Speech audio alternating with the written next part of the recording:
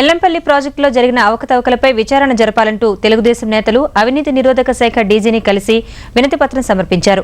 ఎల్లంపల్లి ప్రాజెక్టులో పెంచిన అంచనాలు, కోట్లాది రూపాయల దుర్వినియోగంపై పూర్తి ఆధారాలను తెదేపా నేతలు డీజీకి అందజేశారు. ఇప్పటికే దీనిపై విచారణ జరపాలని ఏసీబీ కోర్టు ఆదేశించిన నేపథ్యంలో తక్షణమే విచారణ మొదలుపెట్టి బాధ్యులెవరో తేల్చాలని ఆ పార్టీ నేత నాగం జనార్దన్ రెడ్డి వివరించారు. ప్రస్తుతం నగరంలోనే ఉన్న సోనియా గాంధీ ముఖ్యమంత్రికి కితాబులివ్వటం మాని ఇలాంటి అవినీతిపైన దృష్టి పెట్టాలని నాగం డిమాండ్ చేశారు.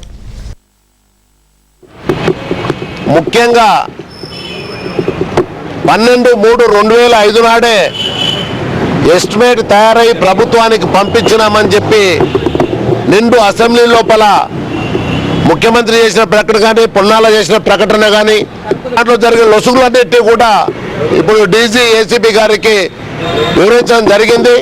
కితాబులు మంచి కితాబులు ఇచ్చి పోయేటప్పుడు ఈ వాస్తవాలు తెలుసుకునే ప్రయత్నం కూడా సోనియా గాంధీ చేయాలి.